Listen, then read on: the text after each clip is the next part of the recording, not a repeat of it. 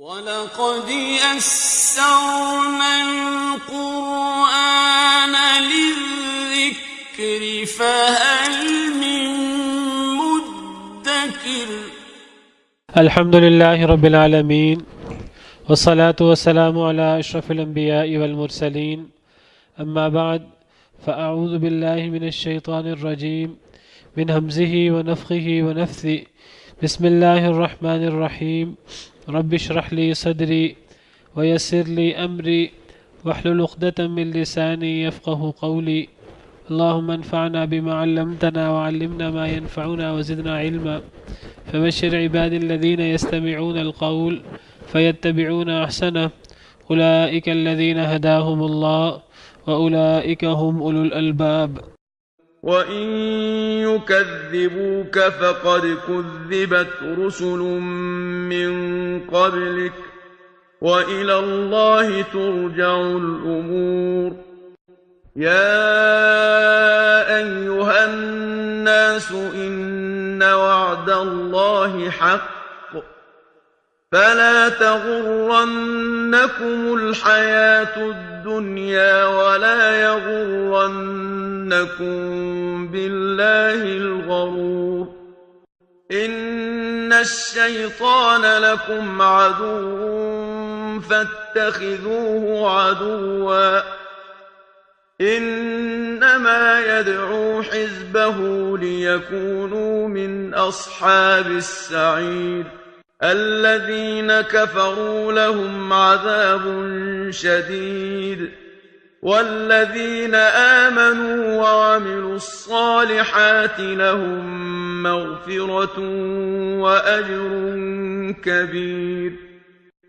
أَفَمَن زُيِّنَ لَهُ سُوءُ عَمَلِهِ فَرَآهُ حَسَنًا فَإِنَّ اللَّهَ يُضِلُّ مَن يَشَاءُ وَيَهْدِي مَن يَشَاءُ فَلَا تَذْهَبْ نَفْسُكَ عَلَيْهِمْ حَسَرَاتٍ إِنَّ اللَّهَ عَلِيمٌ بِمَا يَصْنَعُونَ. اعوذ باللہ من الشیطان الرجیم بسم اللہ الرحمن الرحیم وَإِن يُكَذِّبُوكَ فَقَدْ كُذِّبَتْ رُسُلٌ مِّن قَبْلِكَ وَإِلَى اللَّهِ تُرْجَعُ الْأُمُورُ. اور اگر وہ آپ کو جھٹلائیں فَقَدْ كُذِّبَتْ رُسُلٌ مِّن قَبْلِكَ پس تحقیق جھٹلایا گیا رسولوں کو آپ سے پہلے بھی. وَإِلَى اللَّهِ تُرْجَعُ الْأُمُورُ اور اللہ کی طرف ہی لوٹائے جاتے ہیں سب کام.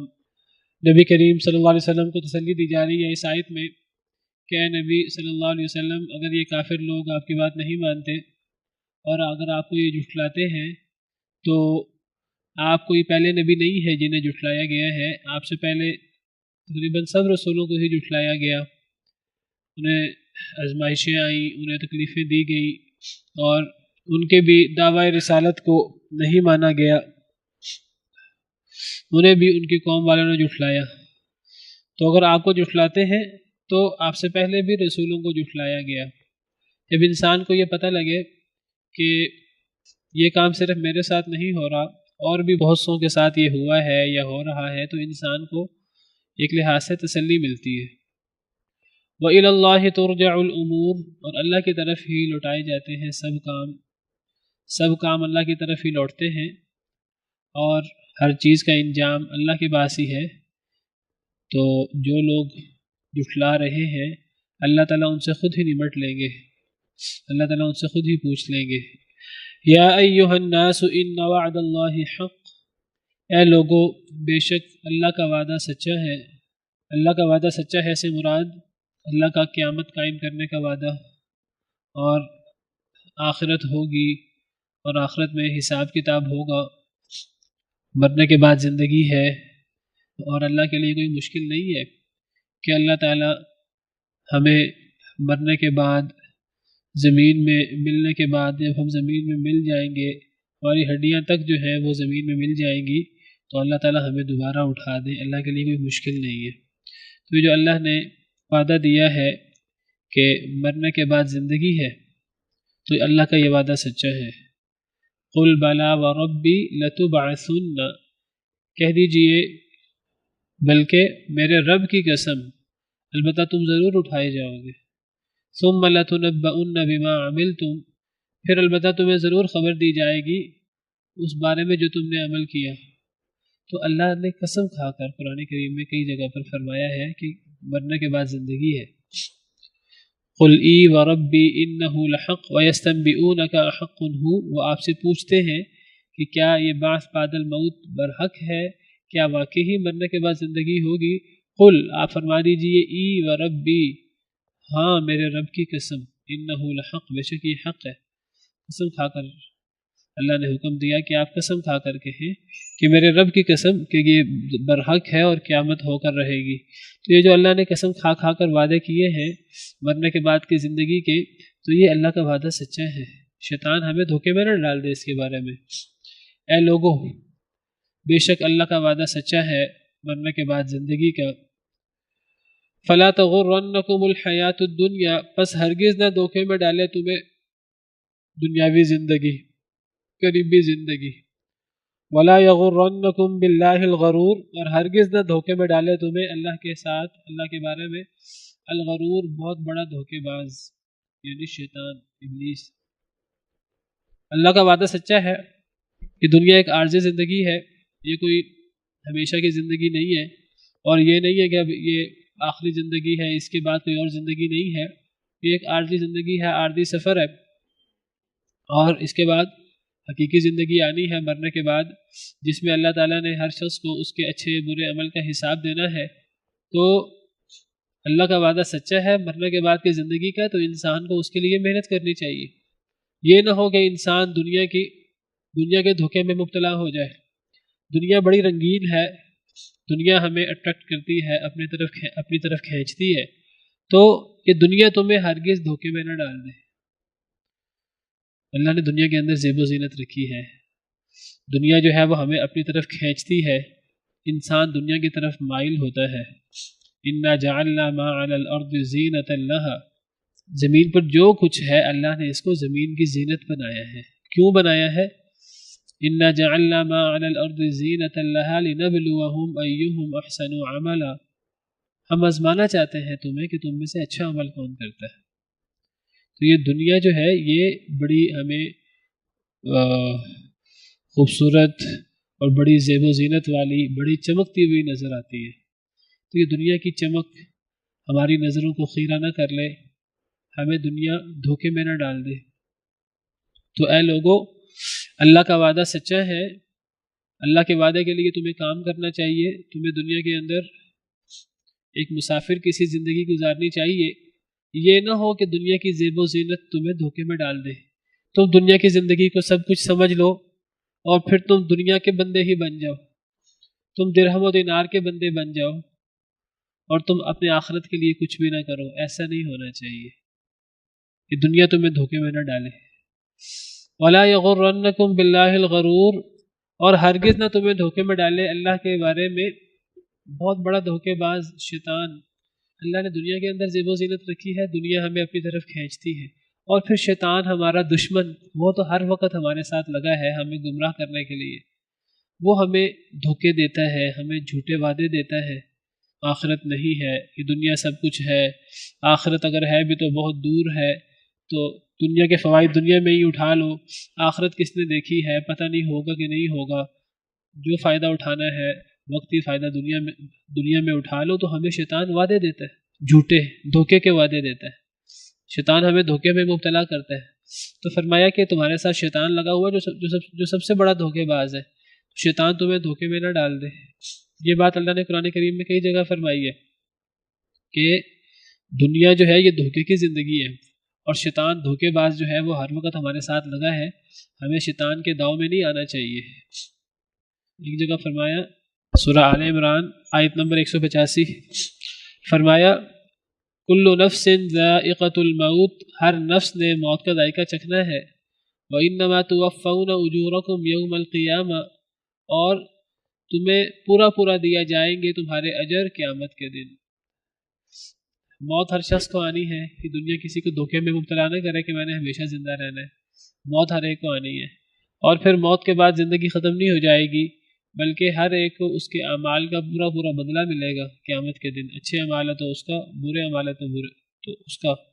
فمن زحزح عن النار، جس کو آگ سے بچا لیا گیا، وادخل الجنۃ، اور اسے جنت میں داخل کر دیا گیا، فقد فاز، تو وہ کامیاب ہو گیا۔ اصل کامیابی دنیا کی کامیابی نہیں ہے، اصل کامیابی تو آخرت میں جہنم سے بچنا اور جنت کا حقدار بننا، یہ اصل کامیابی ہے۔ پھر فرمایا وَمَا الْحَيَاةُ الدُّنْيَا إِلَّا مَتَاعُ الْغُرُورِ، اور نہیں ہے دنیا کی زندگی، قریبی زندگی، مگر دھوکے کا سامان۔ یہ دنیا تو سارا کا سارا دھوکہ ہے، دنیا ہمیں اپنی طرف کھینچتی ہے، ہمیں چمکتی ہوئی نظر آتی ہے۔ انسان کہتا ہے میں دنیا کے فوائد اٹھا لوں، دنیا کی لذتیں حاصل کر لوں، یہ دنیا صرف اور صرف دھوکے کا سامان ہے، دھوکہ ہے، چمکتی ہوئی ہمیں نظر آتی ہے۔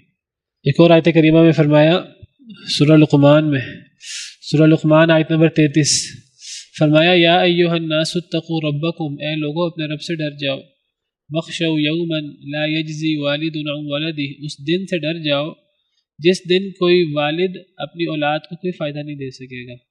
دنیا میں والد اپنی اولاد کو فائدہ دینے کی کوشش کرتا ہے، اس دن کوئی والد اپنی اولاد کو فائدہ نہیں دے سکے گا۔ ولا مولود هو جاز عن والدہ شیئا، اور نہ اولاد اپنے باپ سے کوئی فائدہ دے سکے گی، اپنے باپ کو کوئی فائدہ دے سکے گی۔ ان وعد اللہ حق، بے شک اللہ کا وعدہ سچا ہے، یعنی مرنے کے بعد جو زندگی ہے، جو اصل زندگی ہے، بعث بعد الموت۔ فلا تغرنکم الحیاۃ الدنیا، بس ہرگز نہ تمہیں دھوکے میں ڈالے دنیا کی زندگی، قریبی زندگی۔ ولا یغرنکم باللہ الغرور، اور ہرگز نہ تمہیں دھوکے میں ڈالے اللہ کے ساتھ بہت بڑا دھوکے باز، یعنی شیطان۔ شیطان کے ہمیں چنگل میں نہیں آنا، شیطان کے وسوسوں میں نہیں آنا۔ شیطان تو ہمیں وسوسہ دیتا ہے کہ دنیا کے فوائد دنیا میں اٹھا لو، آخرت کو نہ دیکھو۔ تو شیطان کے دھوکوں میں ہمیں نہیں آنا، ہمیں اللہ کے بارے میں بہت بڑا دھوکے باز جو ہے وہ دھوکے میں مبتلا نہ کر دے۔ شیطان ہمیں دھوکے دیتا ہے، جھوٹے وعدے دیتا ہے۔ الشیطان یعدکم الفقر، شیطان ہمیں فقر کا وعدہ دیتا ہے، فقر سے ڈراتا ہے۔ وہ کہتا ہے اگر اللہ کے راستے میں خرچ کرو گے تم فقیر ہو جاؤ گے، یہ شیطان کا دھوکہ ہے، بہت بڑا دھوکہ ہے۔ الشیطان یعدکم الفقر ویأمرکم بالفحشاء، اور وہ تمہیں بے حیائی کا حکم دیتا ہے، بے حیائی ہمارے لیے مزین کر دیتا ہے۔ اللہ یعدکم مغفرۃ منہ وفضلا، اللہ تمہیں وعدہ دیتا ہے مغفرت کا اور فضل کا۔ اللہ کا فضل اور اللہ کی مغفرت زیادہ بہتر ہے کہ شیطان کے جھوٹے وعدے، جھوٹے دھوکے۔ پھر اللہ تعالیٰ فرماتے ہیں کہ جب کوئی شخص مر جاتا ہے تو پھر اب قیامت کے دن اٹھنے تک ایک برزخ ہوتی ہے، ایک آڑ ہوتی ہے، وہ ایک آڑ میں ہوتا ہے، حتیٰ کہ پھر وہ دن آ جاتا ہے جس دن اللہ نے دوبارہ سب کو زندہ کرنا ہے۔ اللہ تعالیٰ فرماتے ہیں وَمِن وَرَائِهِمْ بَرْزَخٌ إِلَى يَوْمِ يُبْعَثُونَ، جب کوئی شخص مر جاتا ہے تو پھر مرنے کے بعد اب برزخ شروع ہو جاتی ہے، اور یہ برزخ کب تک قائم رہے گی؟ جب تک لوگ دوبارہ اٹھائے نہیں جائیں گے۔ تو اس سے پتہ لگتا ہے کہ مرنے کے بعد جب انسان مر جاتا ہے تو پھر اب یہ حتیٰ اذا جاء احدهم الموت قال رب ارجعون، جب ان میں سے کسی ایک کو موت آتی ہے تو وہ کہتا ہے کہ اے میرے رب مجھے لٹا دو، لعلی اعمل صالحا، تاکہ میں نیک عمل کروں، فیما ترکت، جو میں چھوڑ آیا ہوں۔ کلا، جواب ملے گا ہرگز نہیں، انہا کلمۃ هو قائلها، بے شک یہ کلمہ ہے جو ہر شخص نے کہنا ہے۔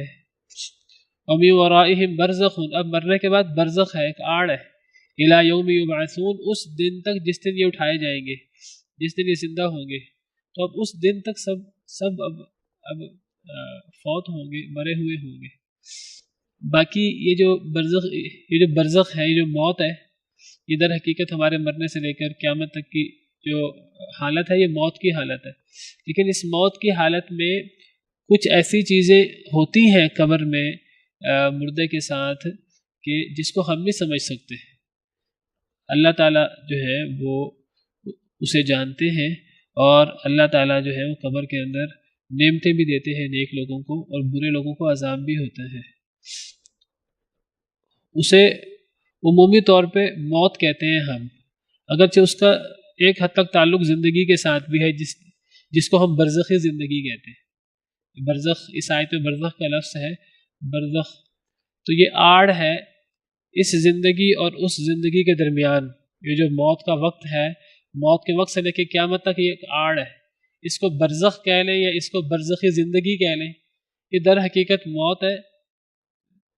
یہ ایک اعتبار سے زندگی بھی ہے، لیکن اس زندگی کو ہم نہیں سمجھ سکتے۔ یہ بالکل اسی طرح کی بات ہے جس طرح اللہ تعالیٰ نے شہیدوں کے بارے میں فرمایا کہ وَلَا تَقُولُوا لِمَن يُقْتَلُ فِي سَبِيلِ اللَّهِ أَمْوَاتٌ بَلْ أَحْيَاءٌ وَلَكِن لَا تَشْعُرُونَ، کہ جو شہید ہو جائیں انہیں تم مردہ نہ کہو بلکہ وہ زندہ ہے لیکن تمہیں اس کا شعور نہیں ہے۔ تو یہ جو زندگی ہے یہ برزخی زندگی ہے، اصل میں یہ برزخ ہے، اس کو اللہ نے برزخ قرار دیا ہے۔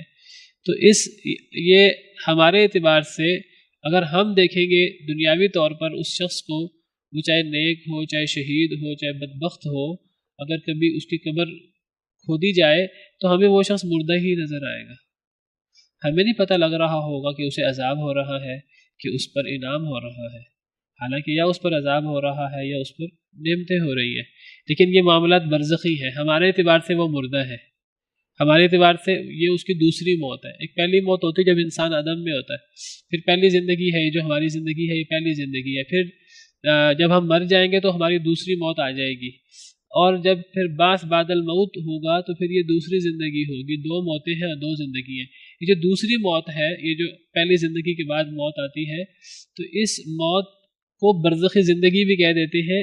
یہ اصلاً موت ہے، ایک اعتبار سے یہ زندگی بھی ہے، لیکن اس زندگی کو ہم سمجھ نہیں سکتے، اس کا دنیا سے کوئی تعلق نہیں ہے۔ وہ شہیدوں کے حوالے سے ہو یا نبیوں کے حوالے سے ہو یا دیگر گناہ گاروں کے حوالے سے ہو، فاسقوں فاجروں کافروں کے بارے میں ہو، تو ان کو بھی یہ زندگی حاصل ہے، لیکن اسے برزخی زندگی کہتے ہیں۔ ہمارے اعتبار سے وہ موت ہے، ہم اس کو سمجھ نہیں سکتے، لیکن اس برزخی زندگی کے اندر انہیں نعمتیں بھی ہوتی ہیں اور عذاب بھی ہوتا ہے۔ جی، وہ ہمارے اعتبار سے موت ہی ہے۔ جی جی جی جی، وہ یعنی اس کو اللہ نے موت بھی قرار دیا ہے اور اس کو زندگی بھی قرار دیا ہے۔ شہید اٹھائے جائیں گے کہ نہیں اٹھائے جائیں گے؟ وہ اب ان کو کیا کہیں؟ تو میں یہی باتیں تو کر رہا ہوں۔ اب ہمیں شعور نہیں ہے، لیکن اس کو ایک اعتبار سے موت بھی کہہ سکتے ہیں، اس کو ایک اعتبار سے زندگی بھی کہہ سکتے ہیں۔ اب شہید بھی تو اٹھائے جائیں گے نا، اب اللہ کہہ رہے ہیں وہ زندہ ہے، تو اس زندگی سے مراد ہم کہیں گے برزخی زندگی ہے، ہمارے اعتبار سے وہ موت ہی ہے۔ برزخ مطلب آڑ، رکاوٹ، پردہ۔ دیکھیں شہیدوں کی روح ایک دفعہ آتی ہے تو پھر روح جو ہے وہ نیک لوگوں کی علیین میں، برے لوگوں کی سجین میں، لیکن اس روح کا ایک تعلق ہوتا ہے، ایک اللہ کو پتہ ہے اس کی تفصیلات کیا ہیں، اس کا ایک حد تک تعلق ہوتا ہے جسم کے ساتھ، جس کی وجہ سے انسان کو اس موت کے اندر نعمتیں بھی ملتی ہیں اور عذاب بھی ملتا ہے، لیکن ہم اس کو سمجھ نہیں سکتے۔ یہ روح واپس آتی ہے۔ بات یہ ہو رہی تھی کہ قیامت کا جو اللہ کا وعدہ ہے وہ سچا ہے، اور ہمیں دنیا کی زندگی دھوکے میں نہ ڈال دے اور شیطان ہمیں دھوکے میں نہ ڈال دے اللہ کے بارے میں۔ تو انسان کو محتاط رہنا چاہیے اور انسان کو اپنی آخرت کے لیے محنت کرنی چاہیے۔ ان الشیطان لکم عدو فاتخذوہ عدوا، بے شک شیطان تمہارے لیے دشمن ہے، بس تم اسے دشمن ہی پکڑ کے رکھو۔ علیکم السلام۔ بے شک شیطان تمہارا دشمن ہے، تم اسے دشمن بنا کے رکھو۔ یعنی شیطان تو تمہارا دشمن ہے، وہ تو علی الاعلان کہتا ہے کہ میں تمہارا دشمن ہوں، اب تم اسے دوستی کا مظاہرہ شروع کر دو، تم اس کو اپنا ہمدرد سمجھنا شروع کر دو، تم اس کے وسوسوں اور تم اس کے دھوکوں میں آ جاؤ، یہ کوئی عقل مندی نہیں ہے۔ جب شیطان تمہارا دشمن ہے اور شیطان نے اللہ کے پاس بڑے بڑے بول بولے، بڑے بڑے وعدے کیے، اور شیطان نے کہا قال فبعزتک لاغوینہم اجمعین، شیطان نے کہا اے اللہ آپ کی عزت کی قسم میں ان سب کو گمراہ کر دوں گا۔ شیطان نے کہا ثم لآتینہم من بین ایدیہم ومن خلفہم وعن ایمانہم وعن شمائلہم، میں ان کے سامنے سے آؤں گا، ان کے پیچھے سے آؤں گا، ان کے دائیں سے آؤں گا، ان کے بائیں سے آؤں گا، ولا تجد اکثرہم شاکرین، اے اللہ آپ ان میں سے اکثر لوگوں کو شکر گزار نہیں پائیں گے۔ اور شیطان نے پھر کہا کہ میں ان سب کو گمراہ کر دوں گا۔ شیطان نے کہا وَلَأُضِلَّنَّهُمْ، میں البتہ ضرور انہیں گمراہ کروں گا، وَلَأُمَنِّيَنَّهُمْ، میں انہیں خواہشوں میں مبتلا کر دوں گا، عمل کوئی نہیں کریں گے لیکن خواہشات بڑی ہوں گی، ہم تو جنتی ہیں، ہم تو جنت میں جائیں گے، اللہ ہمیں معاف کرنے والے ہیں، اللہ معاف کر دیں گے، میں انہیں گمراہ کر دوں گا، میں انہیں خواہشوں میں مبتلا کر دوں گا۔ وَلَا آمُرَنَّهُمْ فَلَيُبَتِّكُنَّ آذَانَ الْأَنْعَامِ، میں انہیں حکم دوں گا تو یہ جانوروں کے کان کاٹیں گے اپنے بتوں کے لیے۔ وَلَا آمُرَنَّهُمْ فَلَيُغَيِّرُنَّ خَلْقَ اللَّهِ، میں انہیں حکم دوں گا تو یہ اللہ کی تخلیق کو، جو اللہ نے انسان کی شکل بنائی ہے، اللہ کی تخلیق جو اللہ نے انسان کی تخلیق کی ہے، یہ اس کو فطری طریقے سے بدلنے کی کوشش کریں گے، فطرت سے ہٹنے کی کوشش کریں گے۔ شیطان نے جو ہے وہ وعدے کیے ہیں ہمارے دشمنی کے اللہ کے سامنے، تو شیطان ہمارا دشمن ہے، اللہ کہتے ہیں اس کو دشمن بنا کے رکھو، شیطان کی چکنی چپڑی باتوں میں نہ آ جانا، شیطان کے وسوسوں میں نہ آ جانا، جو شیطان وسوسہ ڈالتا ہے، تم شیطان کو دشمن سمجھو، اپنا دشمن سمجھو گے تو اس کے داؤ سے بچ سکو گے، ورنہ بچ نہیں سکو گے۔ تمہیں ہر وقت غور کرنا ہوگا کہ کہیں شیطان ہمیں وسوسہ تو نہیں ڈال رہا۔ یہ بات جو میرے ذہن میں آئی کہ یہ شیطان کی طرف سے تو نہیں آئی، ہمارے ذہن میں بہت سی ایسی باتیں آتی ہیں ہمیں اندازہ نہیں ہوتا وہ شیطان کی طرف سے آتی ہیں۔ تو شیطان تمہارا دشمن ہے تو اسے دشمن پکڑ کے رکھو، اسے اپنا دشمن سمجھو، یعنی اس کے ساتھ دشمنی والا معاملہ کریں۔ ہمیں جب بھی ہمارے ذہن میں کوئی غلط بات آئے، ہم غور کریں کہ ہمارے ذہن میں جو بات آئی ہے غلط ہے کہ صحیح ہے، یہ اللہ کو راضی کرے گی، اللہ کو ناراض کرے گی، اور جب ہمیں پتہ لگے کہ اللہ کو ناراض کرے گی تو ہم سمجھ جائیں کہ یہ شیطان کی طرف سے ہے، ہمارے دشمن کی طرف سے، ہم نے دشمن کے پیچھے نہیں چلنا۔ اگر ہم دشمن کے پیچھے چلیں گے تو کیا ہوگا؟ انما يدعو حزبه ليكونوا من اصحاب السعیر، بے شک وہ سوائے اس کے کہ نہیں، وہ پکارتا ہے اپنے گروہ کو تاکہ وہ ہو جائیں جہنم والے، وہ اپنے ساتھیوں کو پکارتا ہے، اپنے ساتھیوں کو وسوسے ڈالتا ہے، اس کے ساتھی شیطان بھی ہیں، جن بھی، اور اس کے ساتھی انسان بھی ہیں، وہ اپنے حزب کو، حزب الشیطان، ایک ہوتا ہے حزب اللہ کا گروہ، ایک ہوتا ہے حزب الشیطان، شیطان کا گروہ، تو شیطان اپنے حزب کو، اپنے گروہ کو پکارتا ہے، اپنے ساتھیوں کو پکارتا ہے جو اس کو دشمنی دوست سمجھتے ہیں، شیطان ان کو پکارتا ہے اور ان کو شیطان وسوسے ڈالتا ہے، گمراہ کرتا ہے، کیوں؟ تاکہ وہ بھی آگ والے ہو جائیں جس طرح شیطان آگ والا ہے۔ شیطان نے تو آگ میں جانا ہے، اللہ نے شیطان کو کہہ دیا ہے کہ اب میں تجھے آگ میں ڈالوں گا، تو شیطان آگے سے اکڑ گیا، اس نے کہا ٹھیک ہے، اگر مجھے آگ میں ڈالنا ہے تو میں آدم کی وجہ سے گمراہ ہوا ہوں تو میں آدم اور اس کی اولاد کو گمراہ کر کے چھوڑوں گا، میں اکیلا جہنم میں نہیں جاؤں گا۔ تو اب شیطان ہمیں وسوسہ ڈالتا ہے دشمنی کا مظاہرہ کرتے ہوئے، وہ اس لیے وسوسہ ڈالتا ہے تاکہ اپنے ساتھ ہمیں بھی جہنم میں لے جائے۔ تو جو شیطان کو دوست سمجھے گا، جو شیطان کے ساتھ دوستوں والا معاملہ کرے گا، دشمنوں والا معاملہ نہیں کرے گا، تو شیطان کے ساتھ وہ بھی پھر جہنم میں چلا جائے گا، والعیاذ باللہ۔ تو ہمیں محتاط ہونا ہے، کہیں ایسا نہ ہو کہ شیطان ہمیں اپنے ساتھ جہنم میں لے جائے۔ الذین کفروا لہم عذاب شدید، وہ لوگ جنہوں نے کفر کیا ان کے لیے بڑا سخت عذاب ہے، جنہوں نے کفر کیا شیطان کے پیچھے لگ کر ان کے لیے بہت سخت عذاب ہے۔ والذین آمنوا وعملوا الصالحات لہم مغفرۃ واجر کبیر، اور وہ لوگ جو ایمان لائے اور جنہوں نے نیک عمل کیے ان کے لیے مغفرت بھی ہے اور بہت بڑا اجر بھی ہے۔ تو اللہ تعالیٰ نے جب شیطان اور شیطان کے دوستوں اور شیطان کے ساتھیوں کا ذکر کیا، شیطان کے گروہ کا ذکر کیا، تو اللہ تعالیٰ کی سنت مبارکہ ہے کہ اللہ تعالیٰ پھر دوسرا پہلو بھی بیان کرتے ہیں۔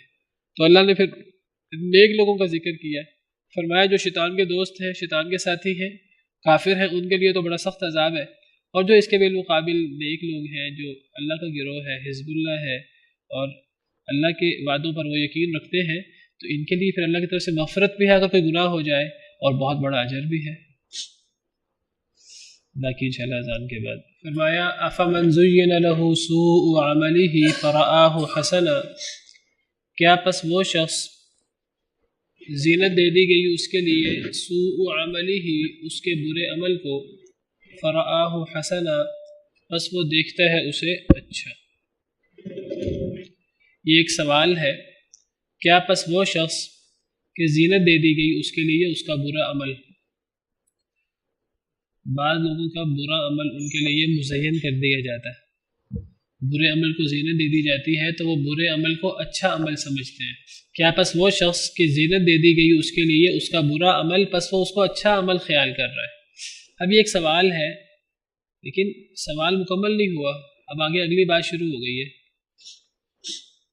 تو یہ سوال کیسے مکمل ہوگا یا محذوف ہے؟ کیا پس وہ شخص جس کے لیے اس کا برا عمل مزین کر دیا گیا اور وہ اس عمل کو اچھا خیال کرتا ہے. ایک سوال ہے، اس سوال کا جواب کیا ہے؟ نہیں، اب سوال ہے کہ کیا وہ شخص جس کا برا عمل مزین کر دیا گیا وہ برے عمل کو اچھا سمجھ رہا ہے یا محذوف ہے؟ اصل میں یہ ایک برے شخص کی مثال ہے کہ دیکھیے جو برے لوگ ہیں جب وہ زیادہ گناہ کرتے ہیں تو کیا ہوتا ہے کہ شیطان ان کے برے اعمال کو ان کے لیے مزین کر دیتا ہے. وہ سمجھتے ہیں ہم بڑا اچھا کام کر رہے ہیں، حالانکہ وہ غلط کام کر رہے ہوتے ہیں. تو اللہ تعالیٰ اب مقابلہ کر رہے ہیں کہ کیا وہ شخص کہ جس کے لیے اس کا برا عمل مزین کر دیا جاتا ہے اور وہ برا عمل اچھا سمجھتا ہے، کیا یہ شخص اور اس کے بالمقابل دوسرا شخص، اس کے بالمقابل شخص کون ہوگا کہ جس کے لیے اس کا برے عمل کو مزین نہیں کیا گیا، وہ اس کے لیے اس کا اچھا عمل ہی مزین ہے، برا عمل اس کے لیے برا ہے، اچھا عمل اس کے لیے اچھا ہے. تو کیا یہ دو شخص برابر ہو سکتے ہیں؟ اور اس کا جواب بھی محذوف ہے کہ نہیں، دونوں برابر نہیں ہو سکتے. دو چیزیں محذوف ہیں.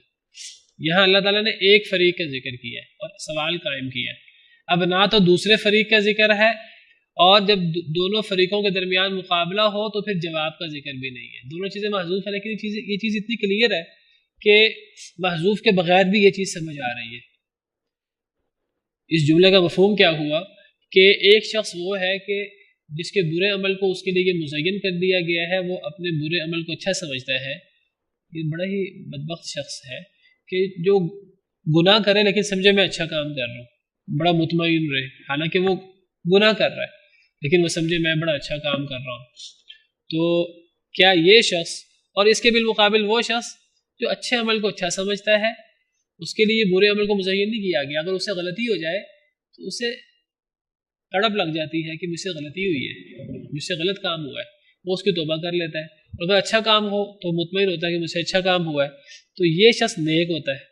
تو کیا یہ نیک شخص جس کے لیے اچھا عمل اچھا ہے، برا عمل برا ہے، وہ برے عمل سے جب تک جان نہ چھڑائے اس وقت تک اس کو چین نہیں آتا، کیا یہ شخص اور یہ شخص جس کا برا عمل اس کے لیے مزین کر دیا گیا ہے، کیا یہ دونوں برابر ہو سکتے ہیں؟ یہ سوال ہے. تو اس کا جواب بھی محذوف ہے کہ ہرگز نہیں، یہ دونوں برابر نہیں ہو سکتے. جس طرح اللہ نے قرآن کریم میں کئی جگہ کہا ہے قُلْ هَلْ يَسْتَوِي الَّذِينَ يَعْلَمُونَ وَالَّذِينَ لَا يَعْلَمُونَ، کیا جاننے والا اور نہ جاننے والا برابر ہو سکتے ہیں؟ قُلْ هَلْ يَسْتَوِي الْأَعْمَى وَالْبَصِيرُ، کیا اندھا اور دیکھنے والا برابر ہو سکتے ہیں؟ وَلَا الظُّلُمَاتُ وَلَا النُّورُ، کیا اندھیرا اور نور برابر ہو سکتے ہیں؟ وَلَا الظِّلُّ وَلَا الْحَرُورُ، کیا سایہ اور دھوپ برابر ہو سکتے ہیں؟ اللہ نے جگہ جگہ یہ سوال کیے ہیں اور اللہ نے بات سمجھائی ہے. تو یہ بہت بڑا وبال ہے کہ کسی شخص کا شیطان ایسا ساتھی بن جائے، شیطان اس کو اس طرح کر کے اپنے پیچھے لگا لے کہ وہ گناہ بھی کرے اور گناہ کر کے سمجھے میں اچھا کام کر رہا ہوں. یہ بہت بڑی سزا ہے اللہ کی طرف سے. کئی لوگ گناہ کو نیکی سمجھ کے کرتے ہیں. ایک تو بدعات کا مسئلہ ہے. بدعات کے علاوہ آپ کو بتاؤں کئی لوگ قتل و غارت اور کسی پہ ظلم نیکی سمجھ کے کرتے ہیں. کہ جب سارا جو ہے وہ مثال سے آپ کو بات کرتا ہوں کہ یہ سارا 9/11 کے بعد بش نے پوری دنیا کے اوپر جو ہے وہ ظلم اور موت مسلط کر دی. وہ کہا کرتا تھا میں تو جو ہے نا وہ صلیبی جنگ لڑ رہا ہوں اور میں مقدس جنگ لڑ رہا ہوں. وہ جو لاکھوں لوگ اس نے جو ہے وہ قتل کر دیے اور لاکھوں مسلمانوں کو اس نے جو ہے وہ شہید کیا، وہ اپنی طرف سے بڑی نیکی کر رہا تھا، بڑی اپنی طرف سے ایک بابرکت جنگ لڑ رہا تھا، اپنی طرف سے وہ نیکی کر رہا تھا. وہ کہہ رہا تھا مجھے اللہ کی طرف سے مجھے جو ہے نا پیغام، مجھے اللہ کی طرف سے پیغام آتا ہے.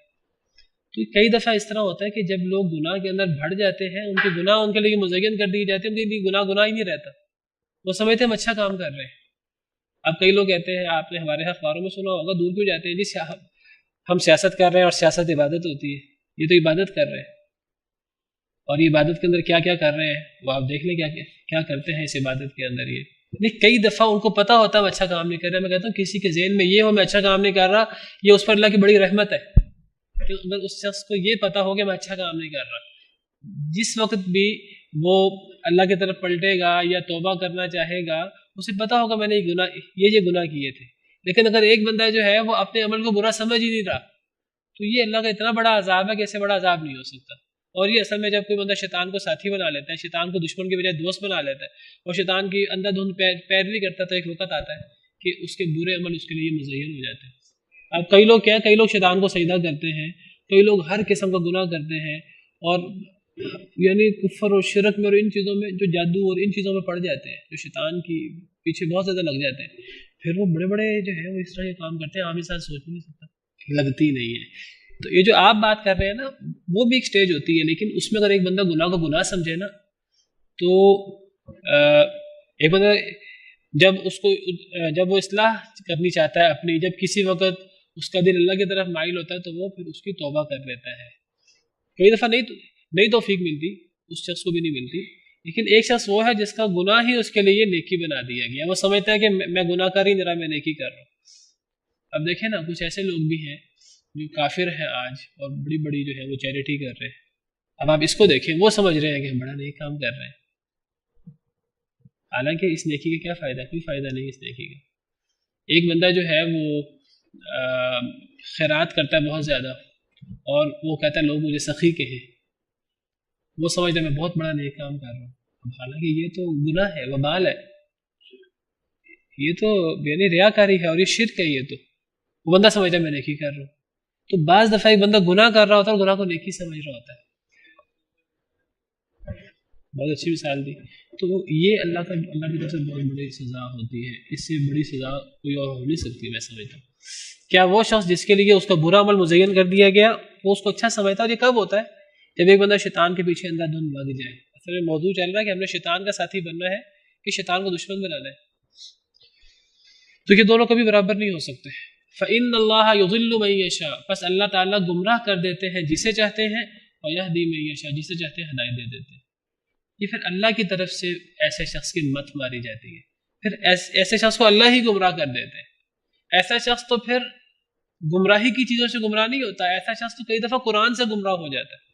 یضل بہ کثیرا ویہدی بہ کثیرا، بہت سے لوگوں کو اللہ قرآن کے ذریعے گمراہ کر دیتے ہیں، اور بہت سے لوگوں کو اللہ قرآن سے ہدایت دے دیتے ہیں۔ بہت سے مشرکین مکہ قرآن سن کر، قرآن کی مثالیں سن کر مزید کافر ہو جاتے تھے۔ اچھا تم کہتے ہو اللہ اتنا بڑا ہے جو زمین و آسمان کا خالق ہے، وہ اللہ مچھر کی مثال پیش کرتا ہے، وہ اللہ جو ہے وہ مکھی کی مثال پیش کرتا ہے، وہ اللہ چونٹی کی مثال پیش کرتا ہے۔ اب جب مخالفت ذہن میں اتنی بڑھ گئی ہے، تو پھر وہ جو اللہ نے ہدایت کے لیے چیز اتاری ہے، وہ ہدایت والی چیز ہی ان کے لیے گمراہی کا باعث بن جاتی ہے۔ یہ اصل میں جب مت ماری جاتی ہے، جب انسان کی ذہن مسخ ہو جاتا ہے، پھر ایسی کیفیت ہوتی ہے۔ اللہ جس کو چاہے گمراہ کر دے، جس کو چاہے ہدایت دے۔ اور ویسے آپ کو بتاؤں، یہ جو اس سے فوراً سوال پیدا ہوتا ہے کہ جب اللہ نے گمراہ کیا تو پھر جہنم میں کیوں جائیں گے پھر ہم؟ اصل میں اللہ تعالیٰ ایک شخص ہدایت چاہے، اللہ اس سے کبھی گمراہ نہیں کرتے، اور ایک شخص جو ہے وہ گمراہ ہونا چاہے، اللہ اسے کبھی ہدایت میں نہیں دیتے۔ اصل میں جب اللہ کسی کو گمراہ کرتے ہیں، اللہ سے بڑھ کر کون جاننے والا ہے؟ اللہ اس کی حالت دیکھ کر ہی اسے گمراہ کرتے ہیں۔ اللہ تعالیٰ عادل ہے، اللہ تعالیٰ کسی پہ ظلم نہیں کرتے، یہ کبھی یہ ممکن نہیں ہے ایک بندہ ہدایت حاصل کرنا چاہے، اللہ گمراہ کر دے۔ اللہ تو فرماتے ہیں ایک بندہ میری طرف چل کے آئے گا، میں دوڑ کے آؤں گا۔ ایک قدم آئے گا، اللہ تعالیٰ اس کی طرف 2 قدم 10 قدم اللہ تعالیٰ اس کی طرف آئیں گے۔ تو یہ رحیم و کریم رب ایک بندے کو ہدایت چاہتا ہو کیسے گمراہ کر دے؟ اللہ گمراہ کر دیتے ہیں انسان کو جب انسان ہدایت چاہے ہی نہ۔ حدیث مبارکہ میں آتا ہے، صحیح حدیث ہے، نبی کریم صلی اللہ علیہ وسلم کا ارشاد ہے کہ ان اللہ خلق خلقہ فی ظلم، اللہ نے اپنی مخلوق کو اندھیرے میں پیدا کیا، ساری مخلوق کو۔ فالقى علیہم من نورہ، پھر اللہ نے ان پر اپنا نور ڈالا۔ فمن اصابہ من ذلک النور اہتدی، جس کو اس نور میں سے کچھ نور مل گیا وہ تو ہدایت یافتہ ہو گیا۔ ومن اخطأہ ضل، اور جسے وہ نور نہیں ملا وہ گمراہ ہو گیا۔ لیکن یہاں بھی وہی بات کہ یہ نہیں ہے کہ بس ایسے ہی ہو گیا، ایک بندہ جو ہے وہ ہدایت چاہتا ہے لیکن اسے نور نہیں ملا وہ گمراہ ہو گیا، ایک بندہ ہدایت چاہتا ہی نہیں، اسے نور مل گیا اور وہ ہدایت یافتہ ہو گیا۔ جس کو اللہ کا نور ملا ہے، اللہ کے ہر کام کے پیچھے حکمت ہے، جس کو اللہ کا نور ملا ہے اس کے پیچھے اس کی چاہت اور یہ چیزیں موجود ہیں۔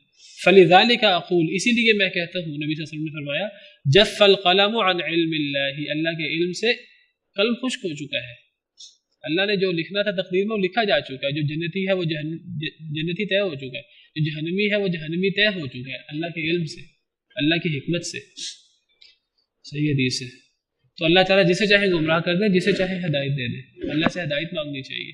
فلا تذهب نفسك علیہم حسرات، بس نہ جائے آپ کا نفس ان کے اوپر حسرتوں میں۔ اے نبی صلی اللہ علیہ وسلم، اگر انہیں ہدایت نہیں مل رہی، اللہ نے انہیں گمراہ کر دیا ہوا ہے۔ اب آپ کے دل میں حسرت نہ ہو کہ کاش کہ یہ مومن ہو جاتے، جب اللہ نے ان کے لیے ہدایت چاہی ہی نہیں، اللہ کو پہلے ہی پتا تھا کہ یہ ہدایت کے لائق ہی نہیں ہے، اللہ نے ان کے لیے ہدایت چاہی ہی نہیں۔ جب اللہ نے ایک شخص کو ہدایت ہی نہیں دی، اب اس نے جہنم میں جانا ہے، اب وہ اللہ کا دشمن ہے، شیطان کا گروہ ہے، شیطان کا ساتھی ہے، شیطان کا چیلا ہے، اب آپ اس پر حسرت بھی نہ کریں کہ یہ جہنم میں جائے گا۔ آپ کو حسرت کرنے کی بھی ضرورت نہیں ہے ایسے شخص پر۔ جس طرح پچھلی قوموں پر عذاب آتا تھا تو کیا ہوتا تھا کہ جب عذاب آ جاتا پھر نبی کہتے فَكَيْفَ آسَىٰ عَلَىٰ قَوْمٍ كَافِرِينَ، میں اب ایک کافر قوم پر کیسے افسوس کروں؟ ہم نے پیچھے پڑھا ہے، میں ایک کافر قوم پر افسوس کیوں کروں؟ میں تو ان کو سمجھاتا رہا، انہوں نے نہیں مانا، اب میں کیا افسوس کروں ان پر؟ فَلَا تَذْهَبْ نَفْسُكَ عَلَيْهِمْ حَسَرَاتٍ، آپ کا نفس ان کے اوپر حسرت بھی نہ کرے۔ ان اللہ علیم بما یصنعون، بے شک اللہ تعالیٰ جاننے والا ہے جو یہ کرتے ہیں۔ چلے وقت ہو گیا ہے، آج کے لیے اتنے کافی۔ سبحانک اللہم ربنا وبحمدک، اشہد ان لا الہ الا انت، استغفرک واتوب برحمته تحلو الحياة شوقا